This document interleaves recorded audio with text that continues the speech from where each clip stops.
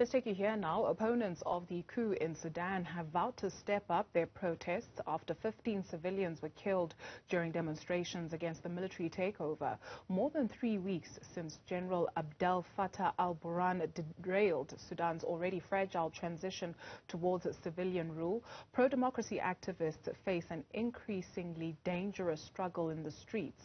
The deaths on Wednesday brings the toll since the coup on the 25th of October to at least 39. The latest violence drew condemnation from Western states, which have suspended economic assistance since the coup. We speak now to a medical doctor, Dr. Saria, El-Amin, on what this means for the country's health system. Dr. El-Amin, thank you very much for your time. What perhaps can you tell us about the situation at this hour in Sudan? What is the temperature like there? Well, of course, since the military coup took place on the 25th of October, everyone's been depressed. It's been the feeling of disappointment has been occupying the atmosphere over there. I mean, we reached so far to get to the point of a civilian, potentially a civilian government, to take power in Sudan. So what the military coup essentially did was tore our dreams, tore all our hopes for a better Sudan, but the good thing is that we're still fighting. We still believe that a civilian government can take place. We still believe democracy can be applied, but it's just going to be a tough one. It's going to be a long road. Sure, it definitely is a long road to that. So in terms of the health system in the country, what did that look like before the coup, and what does it look like now? Well, essentially, the healthcare system in Sudan has always been a very shattered one. It's always been fragile. Being a doctor working in Sudan for the past 3 years, it hasn't been easy. You see firsthand how patients cannot afford. They can't afford investigations. They can't afford treatment. And as a doctor, you can only do so much with your knowledge. I mean, you do the essential history taking and examination, but you do need investigations to help you out. You do need CT scans. You do need MRIs. You do need blood tests. And when the patient can't afford that, often the doctor is left hopeless. You feel that your 6 years or 7 years of doing medicine isn't being put into action. Before and after the military coup, it's been the same. It's been the terrible healthcare system that's essentially been going on in Sudan for the past decades. But the bigger threat has been the fact that whenever a military coup takes place, whenever protests are taking place, military forces do attack hospitals. They beat the doctors, they throw in tear gases, they fire live ammunition, they detain the doctors. So essentially doctors have always been on the forefront of protests. Whenever it comes to any sort of protest, it's always the doctors that get it the harshest, I'd like to say. Really, when all you're trying to do is provide treatment for the protests, for the revolutionaries, it's really difficult that ambulances aren't allowed into hospitals and that you as a doctor can't even do a simple thing as clean a wound or bandage a broken arm, all because the military just does not want doctors to help out with the revolutionaries. They don't want their actions to be shown to the world. So essentially what doctors do is they do document, they do report. So I think military forces do see that as a threat, and they try their best to hide up the actions that they've done.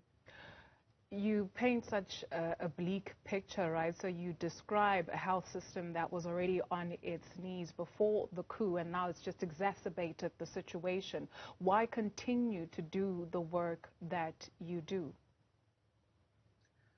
Well, at the end of the day, as a doctor, I mean, you took on this profession to treat people. The oath that you also took was to essentially help people out. So if we're not going to help people out, then there's no reason of putting a label as a doctor. It is scary, obviously, but I think when you have all doctors around you, the whole atmosphere can be very motivating to continue to do what you potentially signed up to do. And if we back out, then it's just going to be more death. It's going to be more bloodshed. So I think at the end of the day, when you balance it out, You would rather risk your life to ensure you're doing your job properly, to ensure that the protesters are getting the little treatment that is available, the little treatment that can be done at that point. I mean, there are a lot of gunshot wounds, obviously, to the head, to the chest, to the abdomen, and being a doctor with the very limited resources that we have, we can only do so much until, say, a surgeon comes and extracts the bullet, or also fluids, obviously, like fluids aren't usually available, gauzes, suturing, all of those are very scarce in the hospitals in Sudan. So all we're essentially doing is just trying to at least stabilize the patient initially until further help does arrive. We are still living under COVID times. You worked at a COVID call center. What did people tell you about their experiences? Their experiences with COVID, or yes, their please. experiences with so when it came to COVID-19, that was a whole other issue. Same thing. So a lot of patients wouldn't find beds. So we have WhatsApp groups and Telegram groups where all doctors are found on these groups. So a lot of the groups would have doctors messaging, where can I find an ICU bed? I have a patient who has COVID. Where can I find a bed for a relative who has shortness of breath? So even when it came to COVID, the facilities were very scarce. Beds weren't found. Oxygen tanks weren't available. Ventilators weren't abundant either. Medications to treat patients with COVID, we would have to ask the co-patients to go and buy the medications for the patients, like blood thinning drugs or steroids or whatever it was that we would use to treat the patient. And even then, co-patients couldn't find the medications. They'd be frantically searching all pharmacies to try and get their hands on the medication. So even with COVID, it was a very bleak situation, and especially now in the winter that COVID's essentially coming back, it's going to look worse as well. I'd like us to come back to present day situation with the coup that has taken place. You speak of a sense of fear in terms of doing your job, with the military coming down on doctors. Just speaking to your peers in the medical profession in the country, what is perhaps the right word here would be their mood, with everything that is happening with the coup? Depressed, disappointed, helpless, hopeless. Yeah, it's just a very, very depressing feeling. Yeah, so it's just receiving so many casualties, not knowing what to do. There are a very limited number of beds, like I said. So when you have tens, hundreds of injured protesters, each person needs the correct treatment. Each person needs a correct triage. Each person needs to be seen and treated. And even the doctors are usually aren't that much, because of course some of them are also afraid of carrying out their job, which is completely understandable when you have the military coup barging in and beating and arresting doctors. So I think the mood is just very down, especially because we had our hopes up so high, with the dream of finally becoming a democratic country.